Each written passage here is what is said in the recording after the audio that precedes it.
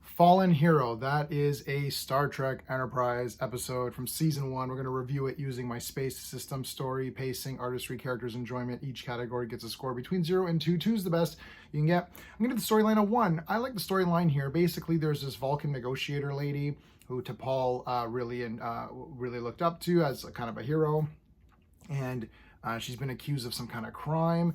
The Enterprise has got to take her back, rendezvous with some Vulcans.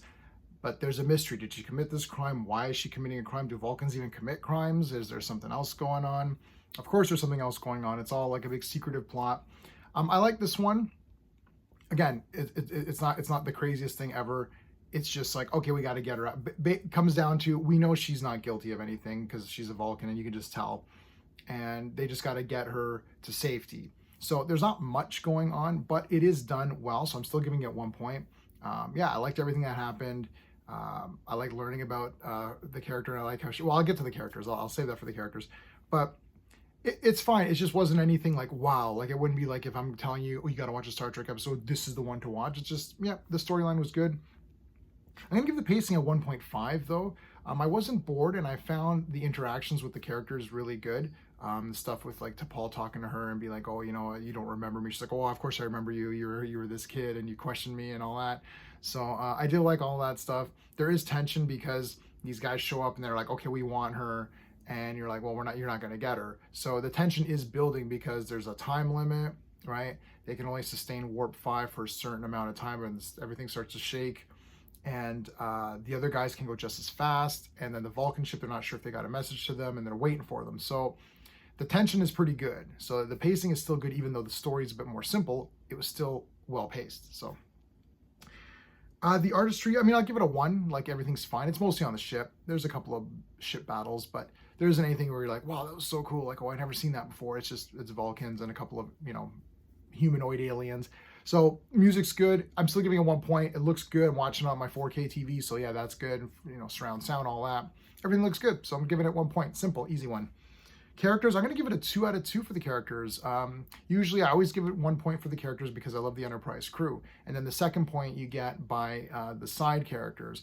And in this case, I really like this Vulcan lady. She was awesome. We've seen her in many movies. I remember her mostly, this actress, from The Others, the movie called The Others with Nicole Kidman, where it's like a ghost story. That's a great movie. You should check that out if you haven't seen it.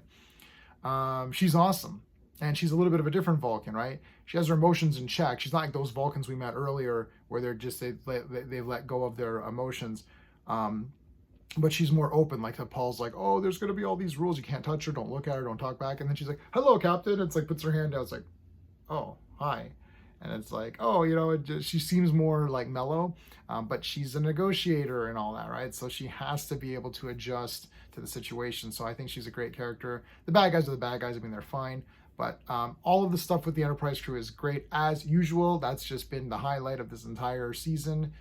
Every character interaction with the crew is just bloody awesome. They're great.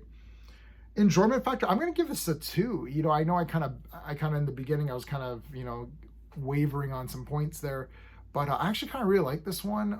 It's very simple, but anytime where you have like, I do like the Vulcans. I'm a bit of a sucker for the Vulcans.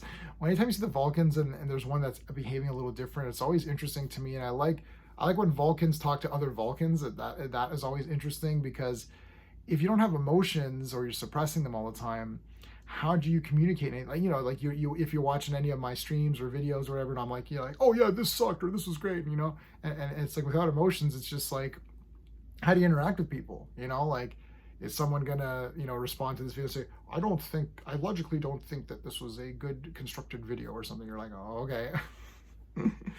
So I do like that. I'm a sucker for it. I'm giving this a 7.5. Maybe it's a little bit high for this one, but you know what? I'm just such a sucker for this cast.